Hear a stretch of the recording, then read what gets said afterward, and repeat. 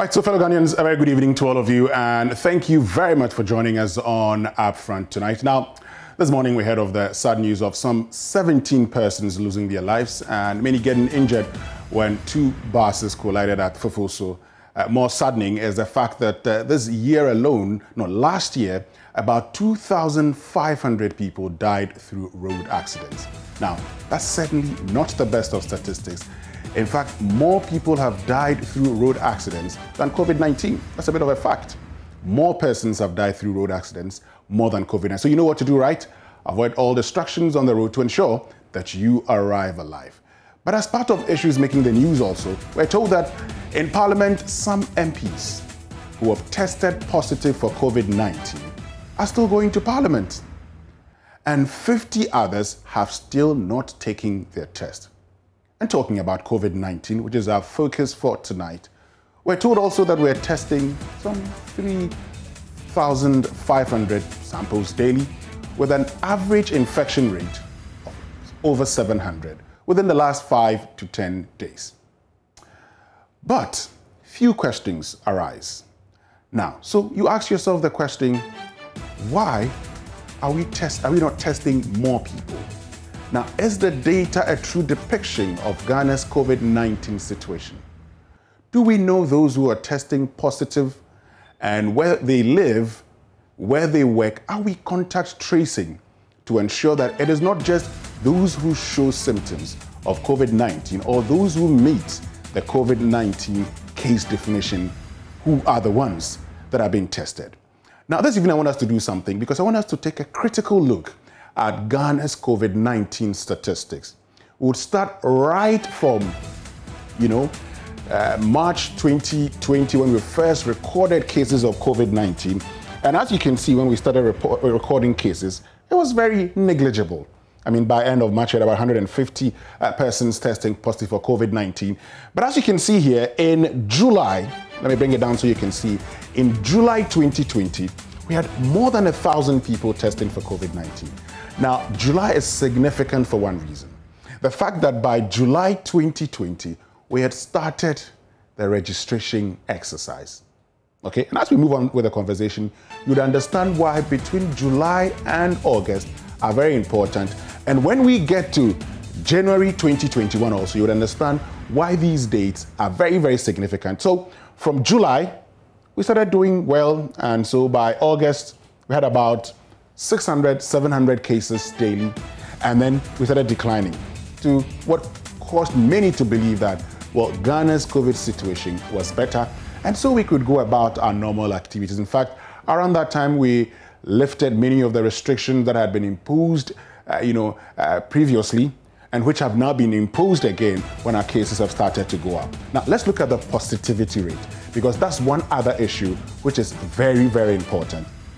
Because today, we're talking about a positivity rate of cumulatively 8.71%. And I'm just talking about cumulative positivity rates because it's important for us to understand. Now, watch this. And I'm starting from August. Now, in August, our positivity rate, and this is from the Ghana Health Services own website based on sample taking, we had a positivity rate of about more than 30%. More than 30%. Now, also bear in mind that when you talk about August, within that same period, and by the 7th of August, that was the weekend where the registration exercise ended. In fact, it was that weekend that we had the mop-up exercise. And so, maybe that will ring a bell. The fact that by August, we had our highest positivity rate. And then you get to November, you get about 30% positivity rate. Some would argue that, well, around that time, we probably were in the heat of the campaign.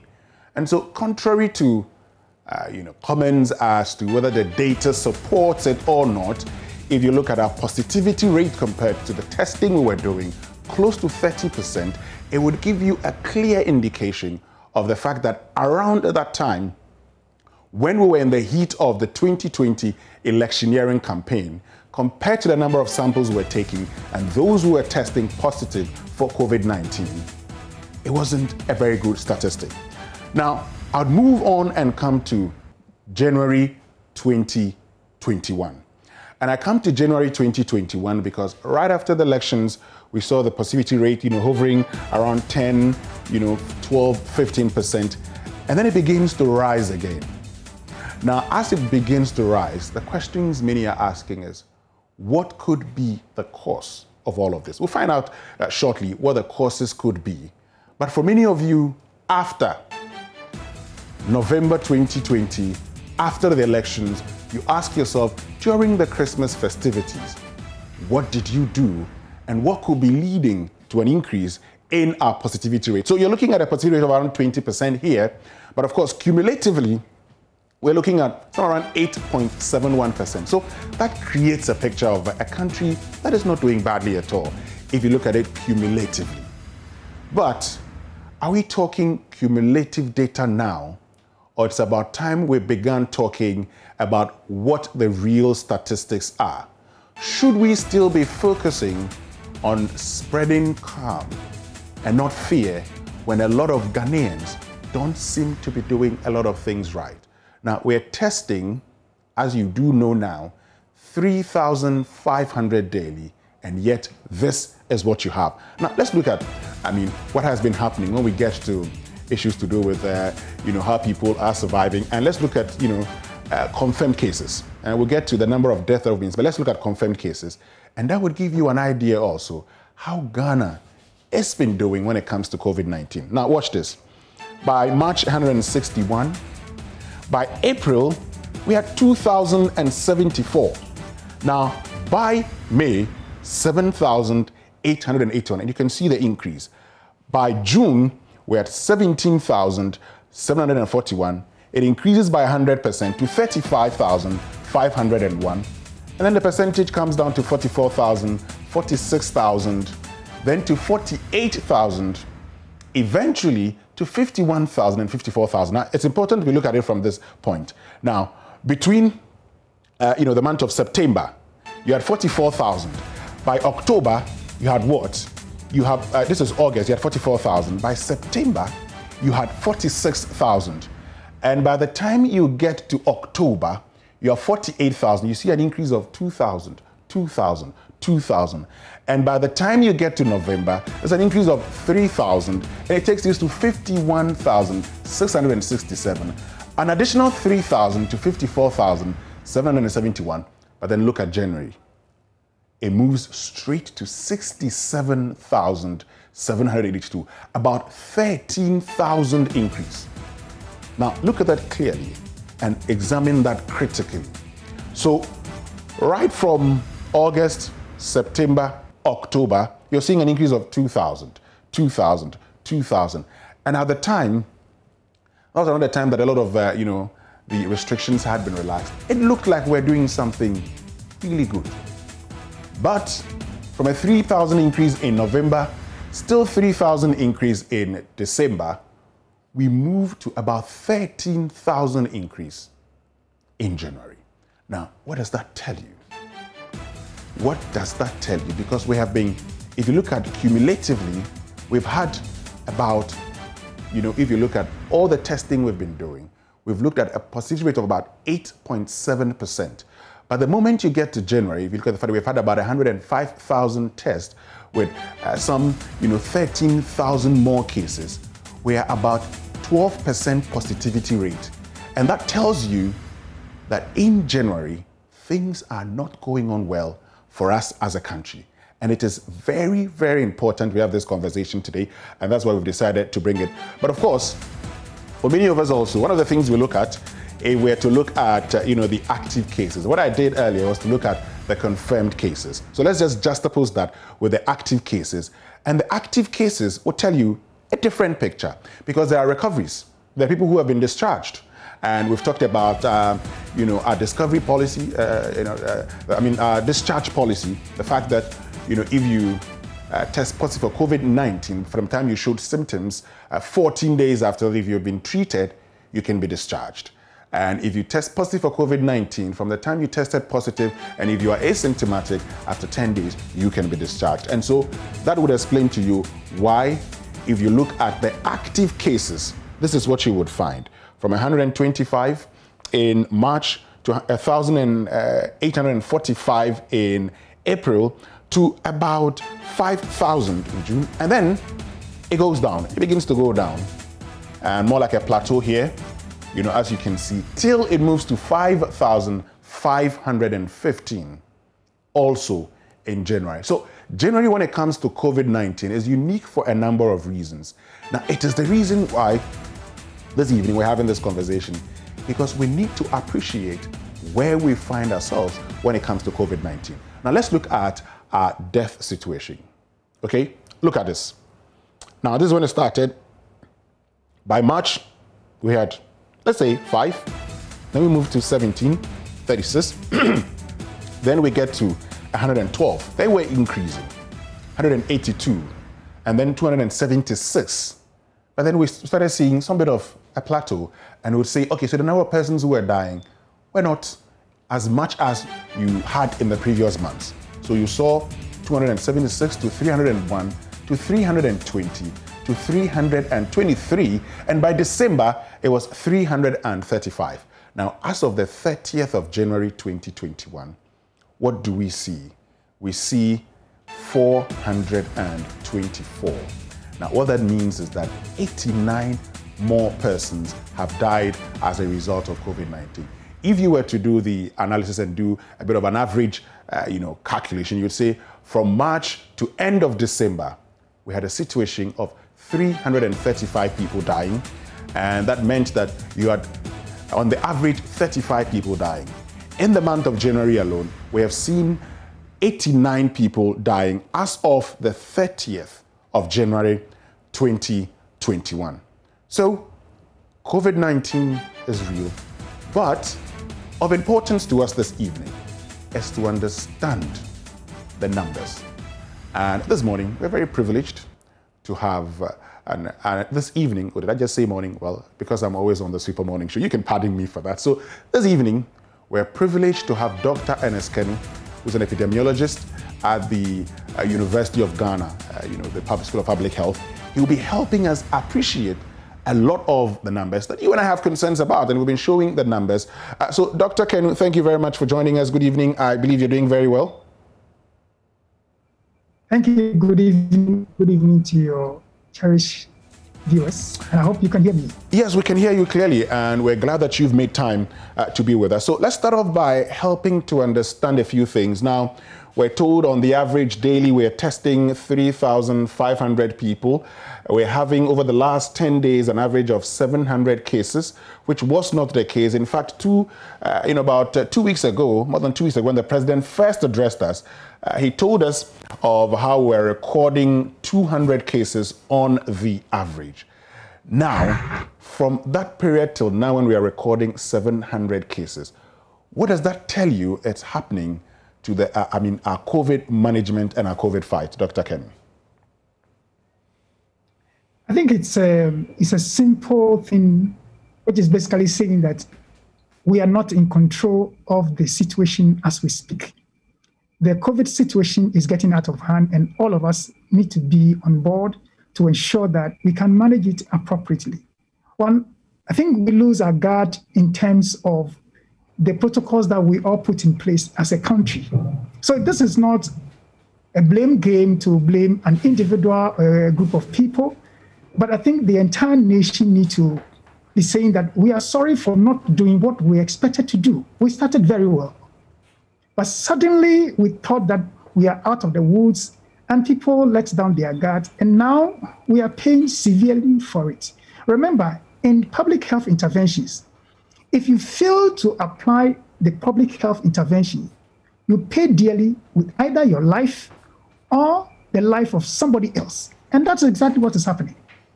We fail to use the face mask. We fail to wash our hands. We fail to observe the social distancing. And now we are paying for it. We are paying for it by seeing the huge numbers that are coming up. We are paying for it by seeing people who are critically ill. We are paying for it by seeing people who are on admission. We are also paying for it by losing loved ones, which nobody wants to see happen to this beautiful country. And the next thing we all need to do is to make sure that every single one needs to come on board. That is the only way we can solve this problem. If we all don't come on board, if I do my part and you fail to do yours, remember, my security and my safety is as good as what you do. The weakest among the chain is the strongest when it comes to breaking the chain of transmission in any form of an outbreak. And this is an outbreak that we are dealing with where it depends on the behavior of individuals. It's not purely dependent on the science. So I know you showed quite numbers, but what I wanted to correct was that when the numbers are going up, those numbers are a reflection of what happened a week or two ago. It's not what is happening now. Sure. In fact, for this country to know if we are doing very well, we should start seeing effect of what we are doing now in the next 2 weeks. But you know, yes, but Dr. Kenu, I mean, talking about the effect of the numbers also, if you go to the Ghana Health Services website, one of the things they tell you is they give you the days that the samples were taking. But I can understand, you say that, you know, the things we did 2 weeks earlier would actually lead us to taking those samples 2 weeks later, right? No, so for instance, most of the people whose samples were taken were either contacts or they were symptomatic. And that's what I'm saying, that they had contact with someone who had the disease a week or two earlier.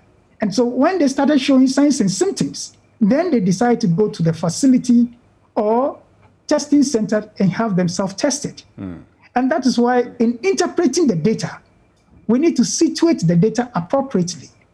And in doing so, remember the testing today might have come into contact with somebody a week ago, sure, or 2 weeks ago. And that is why I want you to look at that data that way, because that is what will help us to appreciate the burden of the problem that we are going to have in the near future if we fail to do the right things now. So this doubling of the numbers and the 700 that we are seeing is as a result of what happened a week ago. Now, the next couple of days, as to whether the numbers are going to go up or they stabilize, are dependent on what we are supposed to, or what we are doing now. And that's the approach. And we should all remember that the goal of this, of COVID care or COVID management, is to break the chain of transmission. Until we break the chain of transmission, we are joking. We are just going around in circles, and we are thinking that the disease will leave by its own. No, that is not going to happen now. And that is why we need to make a deliberate effort to make sure we break the chain of transmission. And that can only be done by you and I. We'll get to breaking the chain of transmission. But Dr. Kenu, you make a very important point. You says managing COVID-19, dealing with COVID-19, depends on the behavior of the individual and not the science. Can you explain that? Okay. We know enough of the science now. And that is why I am telling you that the disease has moved into the community. And there are individuals who have the disease in the community. If they fail to wear the face mask, wash their hands regularly as we expect, then know that so long as they are moving, the disease is moving. That is not science. That is the individual carrying the infection. But the infection will stop if the person stops. Look, let me give you a simple scenario. Sure. If we say day one, today, everybody in Ghana put on a face mask. Wherever you are going, put on a face mask. Whether you are a child or... And we all continue that for 14 days. Do you know what we have done? We have prevented everyone or anyone from passing the virus to another person. But you have not broken the chain of transmission yet. If you continue to do for the next 14 days, which means twice the incubation period of the infection, then you are about breaking the chain of transmission. And that is why we keep saying that, look, if every single individual would do everything we keep saying, we'll be able to say goodbye to this time. But it is the behavior an individual deliberately thinking that they will not do it because probably this disease is for some group of individuals. Yes, but Dr. Kenu, again, the question that has arisen is the fact that, so at the point when we were having active case count of, say, 300, 400, now around that time, would you blame the individual who believes that we're out of it? And so a few things can change. Also because we had giving room for, funerals to go on, people were having weddings, they were having parties, even though we continuously said, well, pubs had closed and beaches were closed. Even today, you go to beaches and they're still operating. So if all these things were functioning, how would you blame that person who is made to believe that things are right and he could go on with his life? Remember, I indicated right from the beginning that this is not a blame game. It is a corporate responsibility. It's all of us.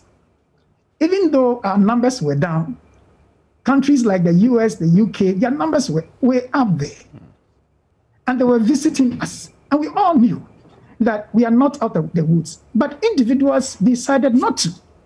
Again, when it comes to the enforcement, yes, it's partly an issue because some of the rules were not rigorously enforced. But having said that, I keep saying that we all owe it to this country a corporate responsibility to make sure that every single individual obey the rules. And when we do that, we'll be able to break the chain of transmission. If we don't break the chain of transmission, this infection is going to be with us for a long time. And then let me bring a second point in here. Okay. Remember, in taking a decision in terms of what strategy you are using in the control of outbreak, because that is what we teach residents or we teach students and we teach people to do. It had to do with the place that the individual resides and where they work. There are basic information that is required of every individual when you do your COVID test. But the question is, you can do just a few calls and you will notice that even your own friends who have COVID, they don't want to speak the truth. If we are in such a country, when people have COVID and they need help, that we're supposed to provide them help. But the best way to provide such a help is to get the correct information. So they don't tell you exactly where they stay. They don't tell you exactly where they work.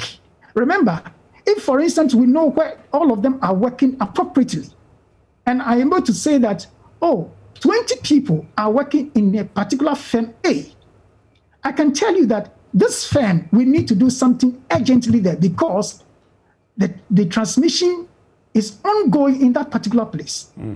These are things which are not readily available because the information that they provide are not accurate. And remember, it is not the one who is taking the information, it's the one who is providing the information. Because what we decide to do was to follow up. Where are they? The person says that I'm here, only for you to go there and realize that the person is not there. Is this the fault of the system? No. It's the fault of the Ghanaian who has decided not to be truthful. These are things that we should ask the media to help us, that when they get there to do the test, they should tell exactly where they stay. They should use their correct phone numbers. They should provide. Hold on, Dr. Kenu. Are you suggesting that there are people who actually go for these tests and they give wrong phone numbers and wrong information on where they live and work? Is that the case? See, sometimes I don't want to start a new argument, and I prefer you, as a journalist, you can have access to those who have their numbers as positives, okay? And try to call them and find out, of all the numbers that you have, how many of them will be going through? And when you tell them that, yes, they have been found to be positive, and you want them to provide you details, if they will provide all these details. These are the truth that we need to let the Ghanaian come and say that, yes, I have done the test. And there are individuals who are moving from one center to another doing the same test. Why should it be so? So, Dr. Kenu, I mean, since you're talking about education, the system that we are running, Yeah, but is dependent on individuals. Great, but since you're talking about education, and it's very important we have that education, so we need to know. We'll go and check, but before we even go and do these checks, I just want a bit of clarification here, because I have done COVID tests not once, not twice, not thrice, and there were times, in fact, the last test I did, I was asked where I lived, because it was done in my workplace. I was asked where I lived, and my number was also taken. But tell me, what did you say? Where do you live? What I told them exactly where I lived, and I gave them my number. I want to hear the name that you pronounced, or the name you gave them. I mean, well, I told them exactly where I lived, the estate in which I lived, with the house number. Okay, but I'm not going to say that. You provided that. Yes, I provided that. You only say Tema. Okay, so the point I want to understand, but I've also done tests where I wasn't asked where I lived. I had my name already there, had been contact traced, so I had to go there and do the test. And in those tests that I did, I went there, did the test, and of course, the company took the results and informed me. So that's taken care of. Now, what I want to understand clearly is that, is it the case that there are people who come, do the test, do not give the right phone numbers? And so there are people who have COVID-19, are positive, and yet they do not even know their status, because they went to the testing lab and gave wrong numbers. That's what I want to know. Is that the case? Does that happen? Yes. Even though the numbers are not that huge, yes. Because they will tell you that I'll come back for my results. Okay? But the system is done in such a way that the very day that your sample is taken, you are supposed to stay put. Stay in your house, or if the sample is taken in a facility, you stay there until the outcome of the results. The question is, how many people are doing this? You see, we are making the work more difficult for our own colleagues. Therefore, it becomes extremely challenging when we're supposed to take in the next intervention. So if there are 3,000 people whose samples are taken today, all these 3,000 people are supposed to stay put. They're not supposed to start working. They're not supposed to go to work. They have to wait till their results are in before. And if the outcome says positive, then that person needs to be moved to the appropriate field for management. If it is negative, good news. Now, if it is positive, it starts the next session of who did you come into contact with.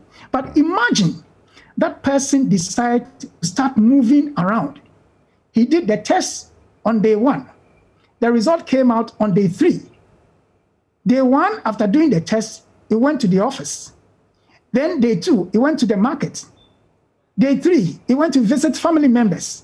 And then day 4, he got back home. And he was called on day 4, because day 3, when they were calling, they didn't get in touch with him. Do you know the number of contacts that this person has exposed the infection to? That's exactly what is happening. So seeing the numbers going up is purely because of the behavior of individuals. And I mentioned is that it is dependent on the behavior. It is not the science any longer. It is the behavior. The science we know enough. But so long as people decide not to obey and to do the right thing, and that is why I want you to use your medium and also other media houses to let everyone know that when you go to the testing center, or you are identified as a contact and your sample is taken, please stay home until the outcome of your result is in. This alone has a tendency of reducing the numbers that we are seeing now. We all need to come on board. It is not about the authorities, it's about the individuals. Let's help the system to help us. Yes, but talking about helping the system to help us, Dr. Kenu. We need to do that. Yes, yes, that is something we need to do. But the other issue also is, now, we have lots of testing facilities, public, private. Why must it take us 3 days, 4 days in some instances, when we're testing 3,500 daily currently? So, I think when you're talking about the number of tests that are being run and number of positive that are being run, It's a different story altogether. I think when it comes to the efficiency, don't take the scenario out of context. I'm a teacher, and I want to teach people to understand where we are. And we make sure that we do the things to solve the problem. It is not about pointing figures, no. If the system is extremely efficient, within a day, we should be able to get our results. But that is not what is happening. We are able to get the result within 24, 48 hours. Very good. But what I am saying is, so long as that person keeps moving, you are sharing the virus with others. And that should not happen. Okay. Don't move. The very day, do you know that play that you have done before, stay. That very day, you take your sample, stay put, don't move. So for you to see your friends who will tell you boldly, oh, I've done my COVID test today and is walking through town, it's wickedness. But indirectly telling me that I know I could be a potential COVID individual and still I'm walking through town. You shouldn't do it. Go back home and stay there until you get your result. Do you know, this alone, this simple act alone can reduce numbers drastically. Because if I pass on the virus to others, and they also keep doing the wrong act, which others are doing, is the multiplication effect. And that is why we are seeing the numbers that we are seeing. And I am saying that if we want to see whether we are behaving properly, we can only see those effects in the next 2 weeks. While we see that, yes, the numbers will be coming up. While we see that in the next 2 weeks, now you made a very important point. You talked about the fact that we realized that numbers were increasing in other jurisdictions, and they were still coming into the country. Now, we have put in place a lot of measures to ensure that we're able to check. But from your point of view, what would you have preferred? A situation of maybe putting some restrictions on countries that had lots of COVID cases, or maybe shutting our airports like we did in the past? No, I think what the country is doing and did in terms of not accepting any result that is coming in was an excellent decision. And Ghana was one of the few countries that started doing COVID on arrival. Well, you know that a lot of countries have copied from Ghana. So that when you also get into their country, you do COVID tests, even though you are having a valid COVID result. They also want to be sure that on arrival, they do an antigen test for you. Yes, so the country was doing, and it picked quite a number of people. Imagine those things were not there. All that I'm saying is that the country shouldn't have allowed ourselves to go down that path. When we knew that COVID is not gone, people were going for parties, were having weddings without face masks. How much will it cost us? Now you see how much it's costing us lives. And I love what the president said. We cannot bring back life. We can restore the economy. We can restore a number of things, but no single life. For those of us who continue to work in the hospital, I don't know whether you have seen somebody dying from any infection before. It is not the best thing for a doctor or a nurse or a pharmacist or anything working in the health sector to be disclosing a disease or death to any family member. That is not what you've been trained for. But COVID is making us do this on a regular basis. And that is why we want you to make sure that educate the general public. And this is the point where education. And people need to know that the disease is here.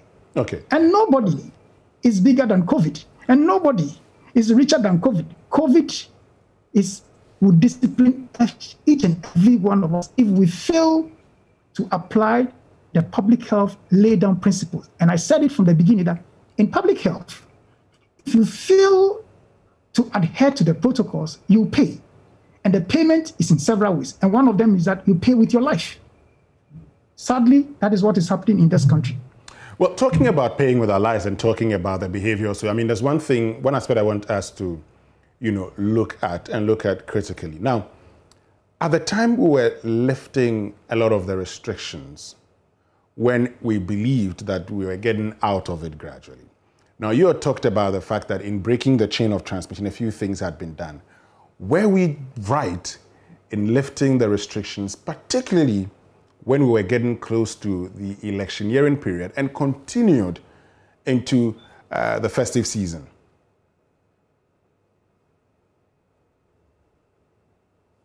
Yeah, so one of the things we should all remember is that there is what we call an outbreak fatigue.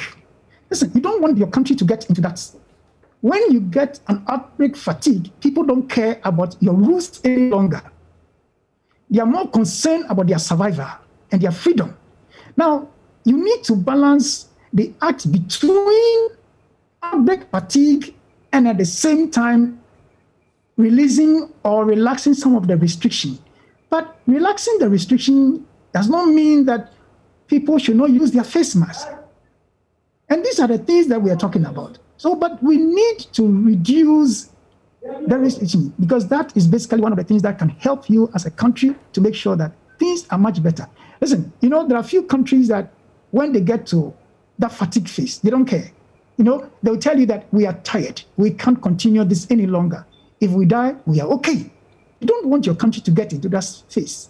And so you have a measured approach. And that is an outbreak investigation. Remember, this is the first time most people are seeing an outbreak going beyond 1 year. Ghana will be celebrating 1 year soon when we first saw first case of COVID. Remember, even prisoners, when you keep them in one place for a long time, if they get the slightest opportunity, they want to escape, even though they know that I am not supposed to escape. That is why we should have a measured approach in balancing the act and also making sure that the people who are working, the people who we are providing the service for, all these people are provided for, and at the same time, they don't get to the state of fatigue. My worry now, it had to do with the health workers.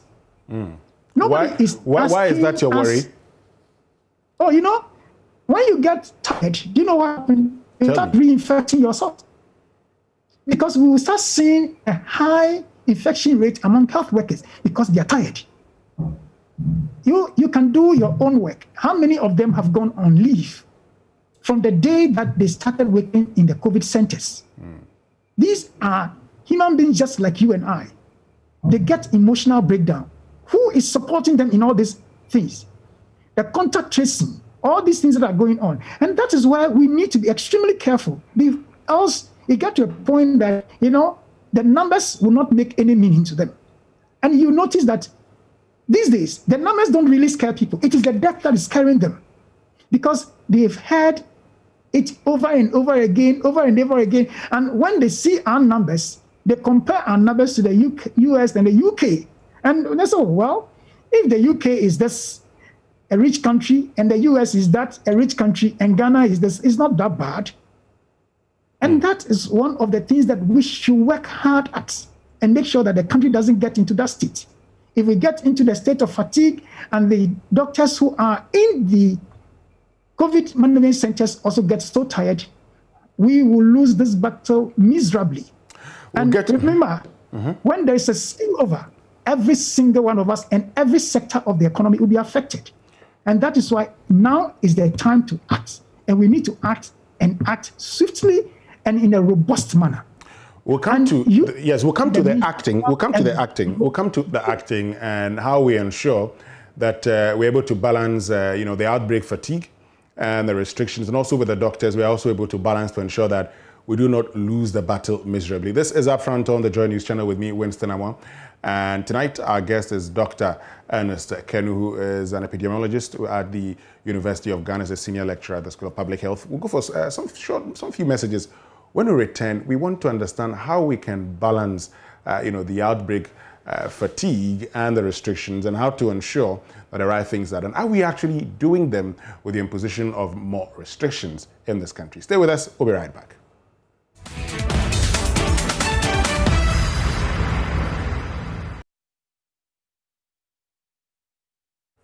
Right, so welcome back, and thank you very much for staying with us here on Upfront on the Joy News channel with me, Winston Amwan. This evening, our focus is on Ghana's management of COVID-19, and we're privileged to have Dr. Ernest Kenu join us, who's an epidemiologist at the University of Ghana as a senior lecturer.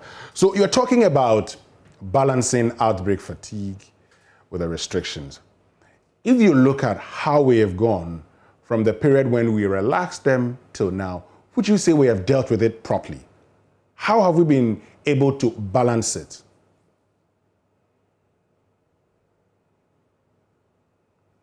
Thank you very much, Winston. I think we did well by gauging when to start releasing some of the restriction. But what we failed to do properly was enforcement of the education part and the adherence to the protocols. Letting people know that, oh yes, you can move from one point A to point B, or you can start having some of the restriction or some of the bans being lifted, does not mean that protocols have been called off. I think that is where we feel. It's not an individual's role, it's all of us. We feel because, yes, now I can go for a part, now I can go around visiting some few colleagues here and there. But all these individuals were supposed to continue using their face mask, washing their hands. And you can also tell that when you went to some of the malls, they stopped putting the water that's supposed to be there for individuals to use to wash their hands because the ban was relaxed. But that was wrong, and was wrong on the part of the citizens. It was never mentioned in the president's remarks, nor on any education platform, that releasing or reducing the restriction means, please, the face mask, the hand washing, the social distancing are over. Never. Nobody said that. But the typical Ghanaian decided that I want to do it my own way. And then it's punishing us. But I don't think that we have lost the battle. I think strongly that we can easily do something. And what can we do? I think that one of the things that we should all do is to have one single overriding objective to break the chain of transmission.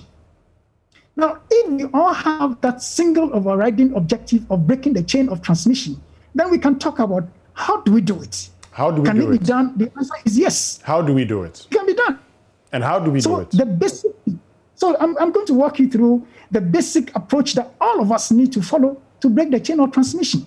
And then we can follow the others. So the first one is for those who do not have, you don't want them to have it. And how would they do that? We all know that the face mask serves as a barrier. But one of the things which is happening is that people contaminate themselves with the face mask. By wrongly removing the face mask, even when the face mask is wet, they keep wearing it. And that is not the right thing to do. Hold on one minute there. I mean, it's important we get this clarification. When you say by wrongly removing the face mask, how do people wrongly remove the face mask?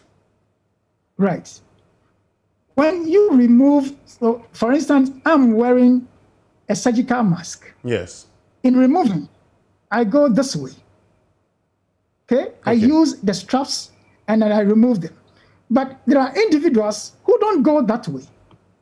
They hold the mask by their own hands to remove it. Okay? When you finish doing that, you know what you have just done? What have you done? Well, you've contaminated your palm. And more often than not, that person will even forget. Because the person was hungry, was going to eat. And the food was readily available.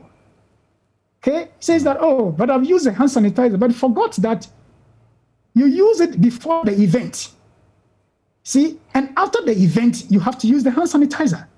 So the approach is wash or use the hand sanitizer before the event. And after the event, you wash or use the hand sanitizer.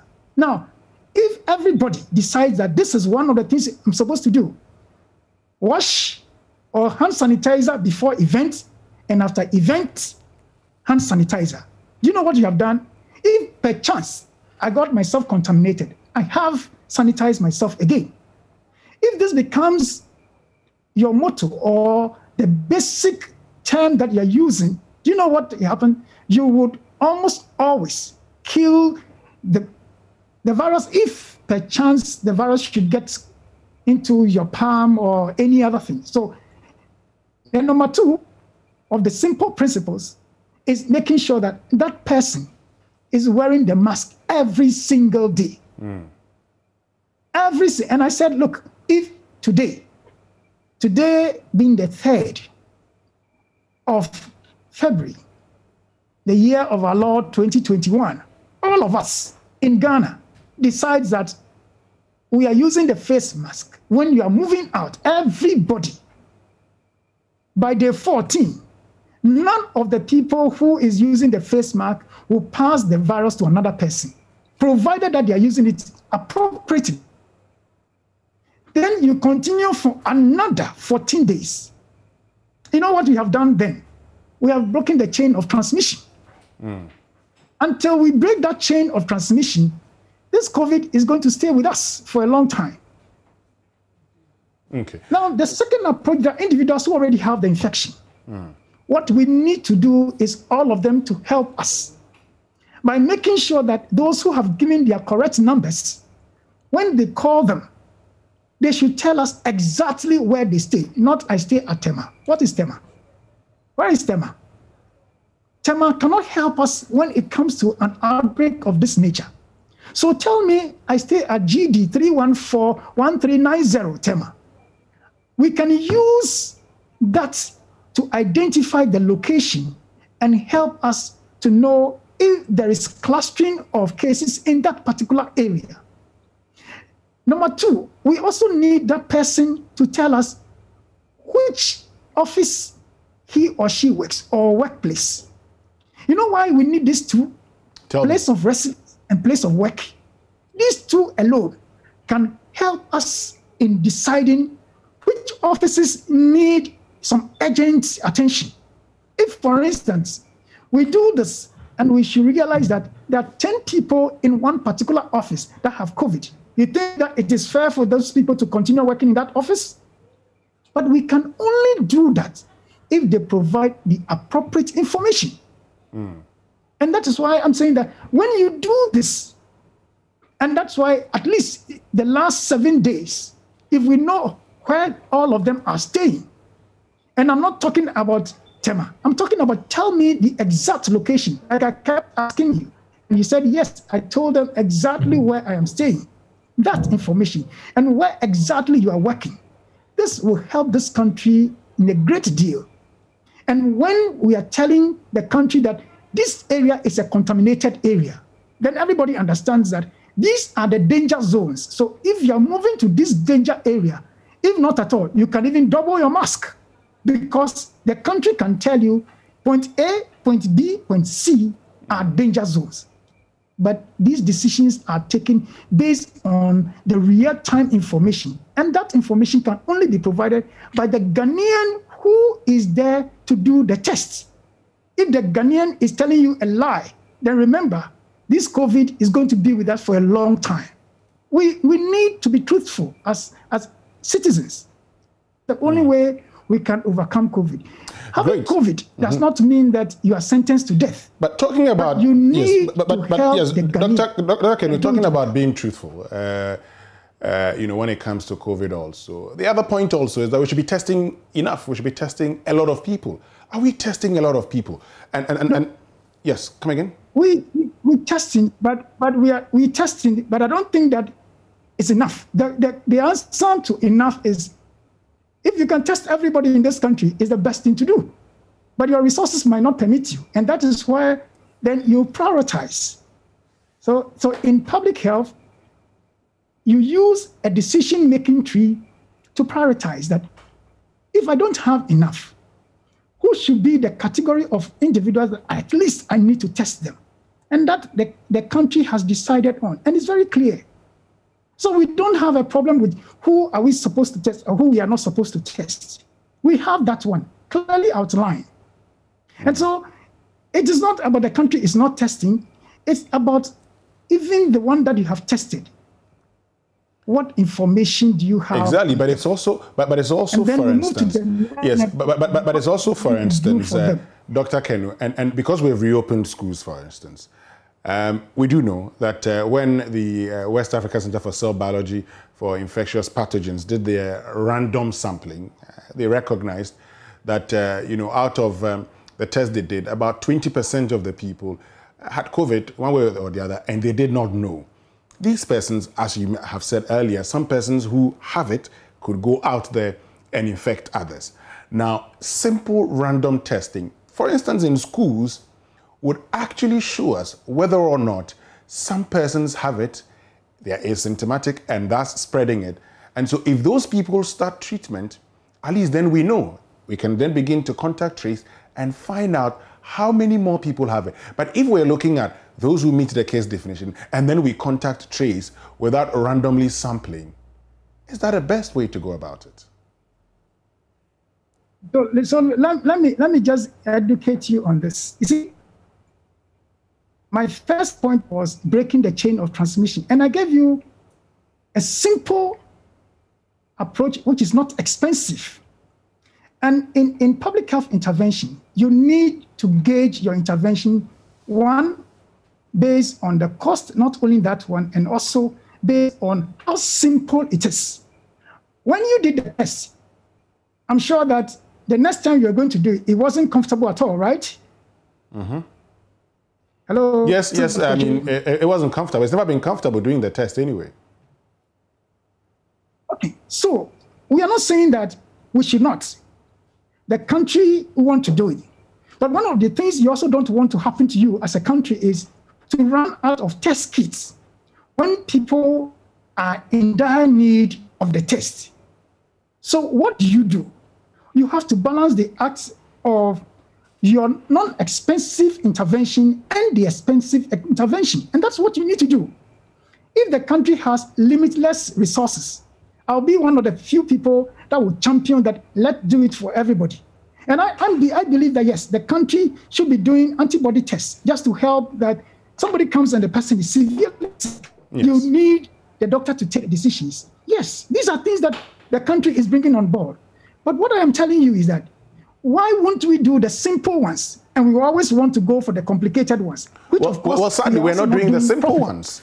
Sadly, we're not doing the simple ones. So maybe we might as well go for those that people maybe feel comfortable with, because if people go through the test... Who says that they will? They won't. You see, let me tell you, that is the attitude of human beings. And it is the reason why programs of yours need to take the opportunity to drum into the ear of the average Ghanaian that COVID is not killing the rich, it's killing every single individual. All right. Until it gets closer to your family member, then you say, ooh, I never knew. But this is the time for all of us to tell them. Okay. If you want to visit me and you can't put on the face mask, I don't think you love me good enough. You cannot be my friend then. You don't need to come to my house. These are the things that we should let them know. Wow. Dr. Kenu. What sort of love is that? Your love is coming to COVID and you will not wear face mask. If that is your love, then keep your love. I think we need to let the Ghanaian understand that this is not a joke. This is a serious disease we are dealing with. If we are not rich, at least we can use common, simple sense to solve our problems. You don't need the rocket science from other countries that are more expensive. Let's use simple things to solve our problems. And we can do it. I don't believe that we need to do exactly what the whites are doing. No, I don't believe in that. Okay. I believe that let's use the appropriate approach to solve our problem. And we know face mask, hand washing, these are simple things, they work. Okay. Don't let anybody come close to your house if the person can't do it. Today, Dr. Kenu, these should go out there. Great. Nobody should visit me. Nobody should visit a friend. If they can't wash their hands, they can't wear a face mask. Tell me in the next 28 days that we'll be having increasing number of COVID cases. They will go down drastic. These are simple measures that have been tested, tried, approved, and works. Great. Dr. Kenu, it's been great having you join us this evening. Thank you very, very much for joining us. Dr. Ernest Kenu, who is an epidemiologist at the University of Ghana, is a senior lecturer also at the School of Public Health. We're grateful that you made time to join us. So you certainly know what to do. You know that, look, you have to do the right things in ensuring that we break the chain of transmission. It's up to you and I to do the right things, and we can only do so by adhering to the COVID-19 safety protocols. Wear your mask all the time and wear it very well, okay? We're told only 42% of Ghanaians in Accra wear their mask and wear them very well. I want all of us 100% to be wearing it and wearing it very well. In 28 days, we should be good to go. My name is Winston. I'm on behalf of the team. Thank you so much for joining us on Upfront. We'll come your way same time tomorrow morning. Do have a lovely evening coming up shortly as Joy News Prime. Stay with us.